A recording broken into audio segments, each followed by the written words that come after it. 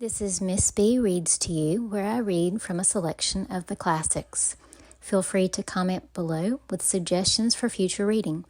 Don't forget to like, comment, and subscribe in order to hear more. Chapter 22. The Bennets were engaged to dine with the Lucases, and again during the chief of the day was Miss Lucas so kind as to listen to Mr. Collins. Elizabeth took an opportunity of thanking her. "It keeps him in good humor," said she, "and I am more obliged to you than I can express." Charlotte assured her friend of her satisfaction in being useful, and that it amply repaid her for the little sacrifice of her time. This was very amiable, but Charlotte's kindness extended farther than Elizabeth had any conception of.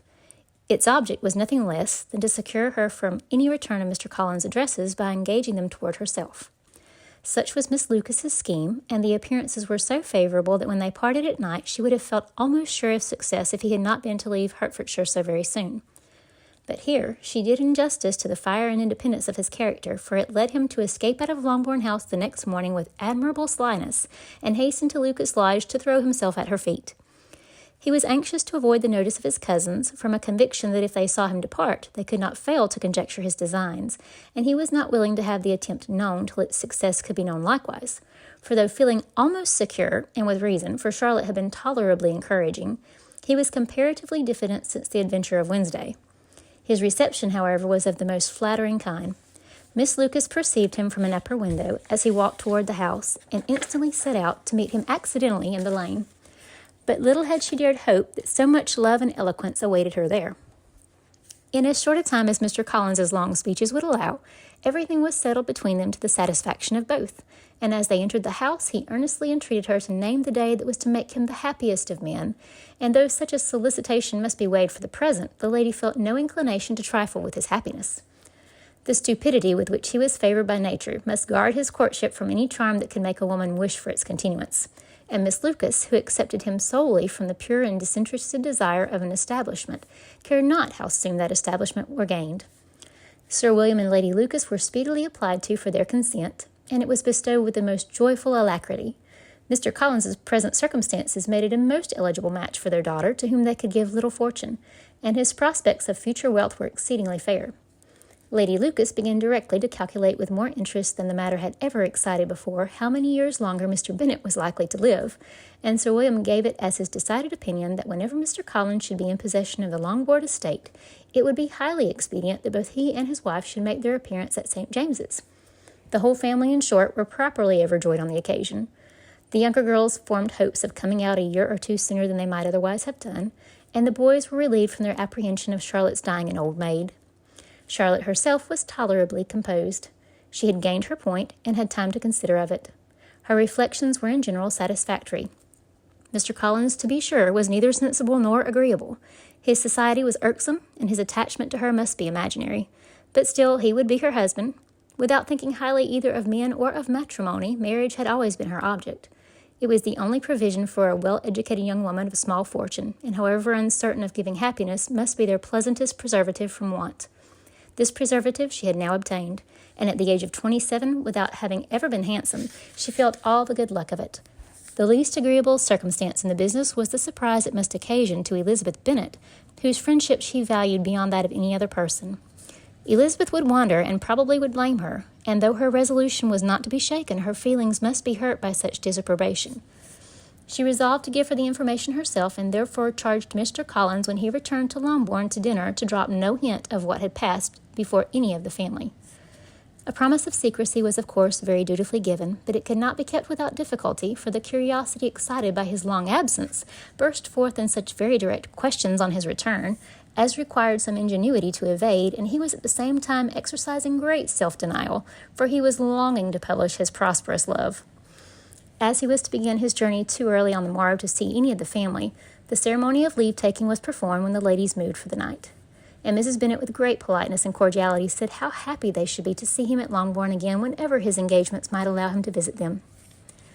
"My dear madam," he replied, "this invitation is particularly gratifying because it is what I have been hoping to receive, and you may be very certain that I shall avail myself of it as soon as possible." They were all astonished, and Mr. Bennet, who could by no means wish for so speedy a return, immediately said, "But is there not danger of Lady Catherine's disapprobation here, my good sir? You had better neglect your relations than run the risk of offending your patroness." "My dear sir," replied Mr. Collins, "I am particularly obliged to you for this friendly caution, and you may depend upon my not taking so material a step without her ladyship's concurrence. You cannot be too much upon your guard. Risk anything rather than her displeasure, and if you find it likely to be raised by your coming to us again, which I should think exceedingly probable, stay quietly at home and be satisfied that we shall take no offense." "Believe me, my dear sir, my gratitude is warmly excited by such affectionate attention, and depend upon it, you will speedily receive from me a letter of thanks for this, as well as for every other mark of your regard during my stay in Hertfordshire. As for my fair cousins, though my absence may not be long enough to render it necessary, I shall now take the liberty of wishing them health and happiness, not excepting my cousin Elizabeth." With proper civilities, the ladies then withdrew, all of them equally surprised to find that he meditated a quick return. Mrs. Bennet wished to understand by it that he thought of paying his addresses to one of her younger girls, and Mary might have been prevailed on to accept him. She rated his abilities much higher than any of the others. There was a solidity in his reflections which often struck her, and though by no means so clever as herself, she thought that if he encouraged to read and improve himself by such an example as hers, he might become a very agreeable companion. But on the following morning every hope of this kind was done away. Miss Lucas called soon after breakfast, and in private conference with Elizabeth related the events of the day before. The possibility of Mr. Collins's fancying herself in love with her friend had once occurred to Elizabeth within the last day or two, but that Charlotte could encourage him seemed almost as far from possibility as that she could encourage him herself, and her astonishment was consequently so great as to overcome at first the bounds of decorum, and she could not help crying out, "Engaged to Mr. Collins? My dear Charlotte, impossible!"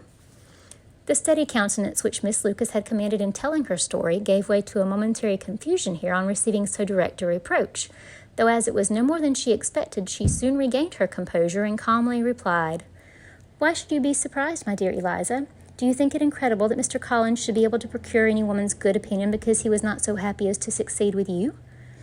But Elizabeth had now recollected herself, and making a strong effort for it, was able to assure her with tolerable firmness that the prospect of their relationship was highly grateful to her, and that she wished her all imaginable happiness.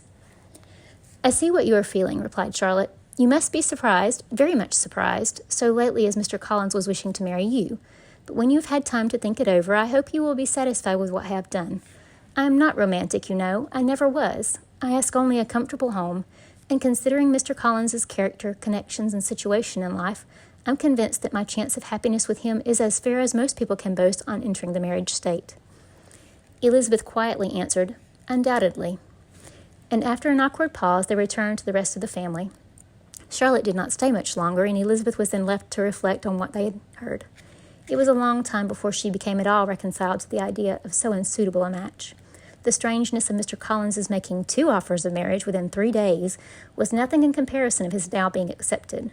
She had always felt that Charlotte's opinion of matrimony was not exactly like her own, but she could not have supposed it possible that when called into action, she would have sacrificed every better feeling to worldly advantage.